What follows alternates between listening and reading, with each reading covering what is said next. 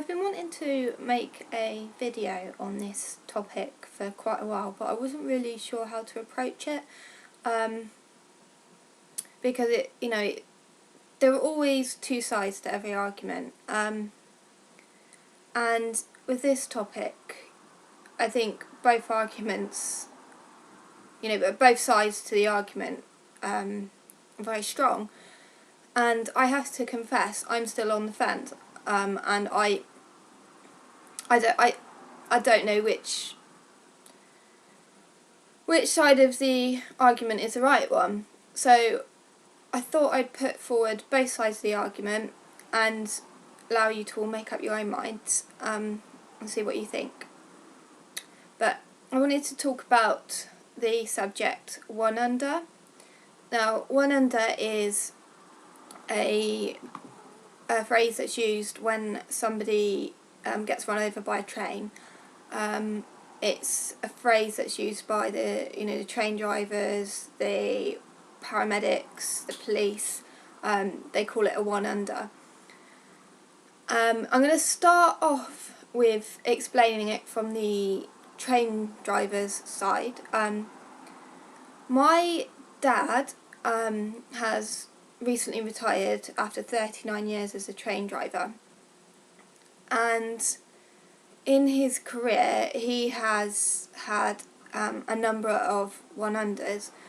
At some point most train drivers will have one, and this can have a really detrimental effect on the train driver, the people that have to respond to the incident, and it can even have a huge effect, like a ripple effect then on the train driver's family.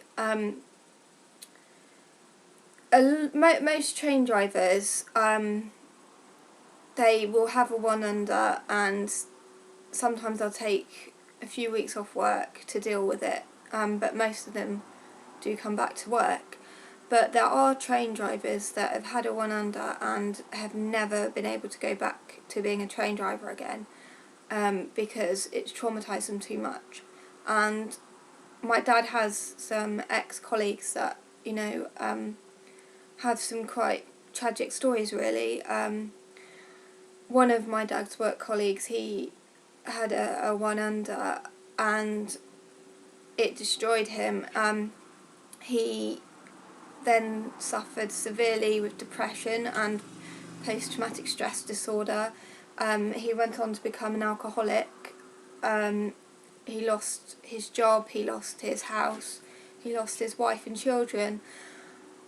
It had such a detrimental effect on him and on the whole family, that some train drivers deal with it in their stride, and my dad is very black and white when it comes to it. He says the one that affected him the most was when a lady looked him in the eyes. Because what you have to remember is, a train driver can come around the corner, see you on the track, but it can take nearly a mile for them to stop. Especially the trains my dad used to drive. My dad used to drive big quarry goods trains, and the tonnage of those was unbelievable, and if he applied the brakes it could take nearly a mile for him to stop. So these drivers have nothing they can do. They can slam on the brakes and they know they're going to hit you, and then they have to walk back down the tracks. It's part of their responsibility. They have to walk back down the tracks to see if there's any signs of life. And I remember my dad telling me once, after he'd had a one under, that he started walking back down the track and he saw parts of body and he just threw up, and then walked back to his train. He couldn't go any further, and it has destroyed a lot of train drivers' families' lives. It has such a ripple effect. it's amongst kind of train drivers and emergency services, and a lot of people consider it a very selfish way to commit suicide, because you're not just affecting yourself and your family. It is affecting lots of people. So a lot of people do consider it to be a selfish way to commit suicide.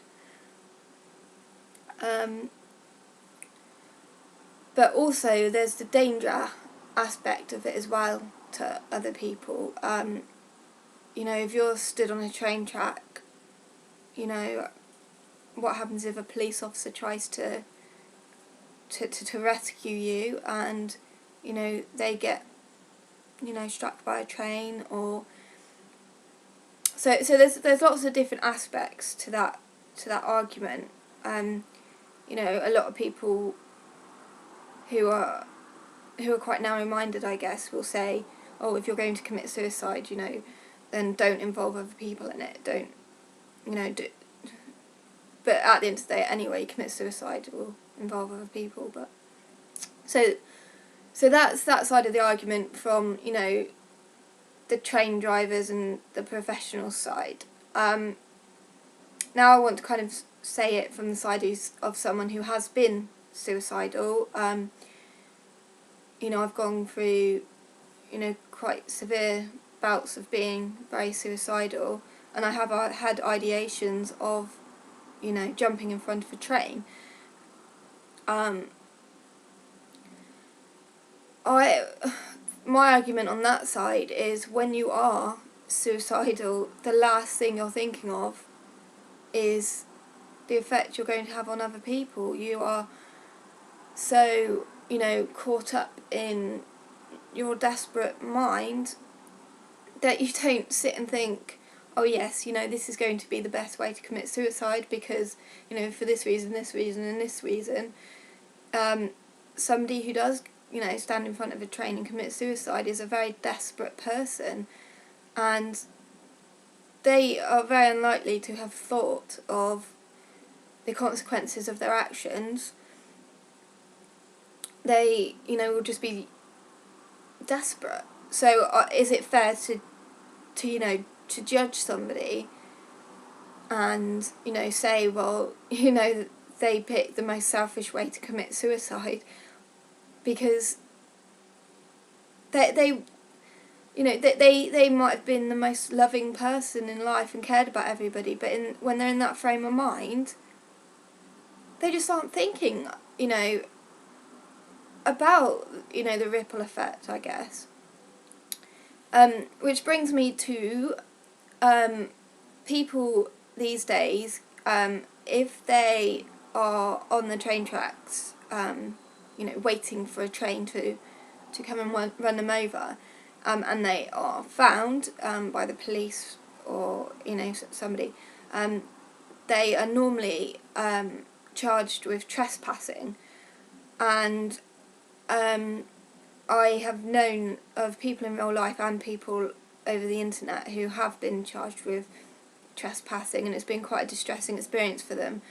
And a good friend of mine in real life, she got charged with trespassing, and she had to go to court. It was a big, long process that she wasn't really mentally well enough for. She was very poorly, and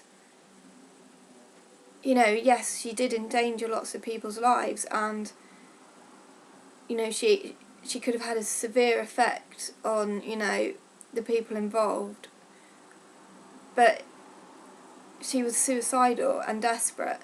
So is it fair to charge her with a crime, to make her appear in court, to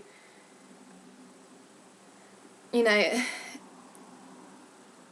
just seems like you're treating that person as if they truly knew what they were doing, and I don't think that they truly did. I guess you could look at it that, you know, not everyone that goes and stands on the train tracks truly wants to commit suicide. Some of them may be doing it as a cry for help. And even if that's the case, is it fair to prosecute them? But then, if you're looking at it from the other side, you need a deterrent. You need, you know, to deter that person and people around them from doing a similar thing. So that's both sides to the argument, and I am on the fence. I don't know what is the right thing. Should you prosecute somebody who is suicidal, not in the right frame of mind, but think of all the lives that they could have had an impact on? You know, think of that train driver that, you know, had no choice but to run them over. You know, that train driver who then had to walk back down the tracks to check for signs of life. You know, that train driver who then was never able to work again. That train driver who then maybe even became suicidal because of that person's actions. So I'll leave it to you to make up your own mind. Sorry, Bob's shaking the camera. Bob, stop it. Come here. Stop moving my camera. Yeah. Hello. Don't feel silly. Say hello. Hello. You wanted to look at the camera, now you can. He's so moody. Anyway, I'd be really interested to hear your thoughts on it. I think I'm quite lucky in the sense that, you know, I've seen it from, you know, both sides. You know, having Bob, stop it. Having had a dad as a train driver for that long, and, you know, seeing the effect it had on him. You know, when he has, you know, had a one under. I think he's had 3 in his career, I believe. You know, seeing the effect that it had on him, you know, he had to take time off work, and, you know, like I said, my dad was very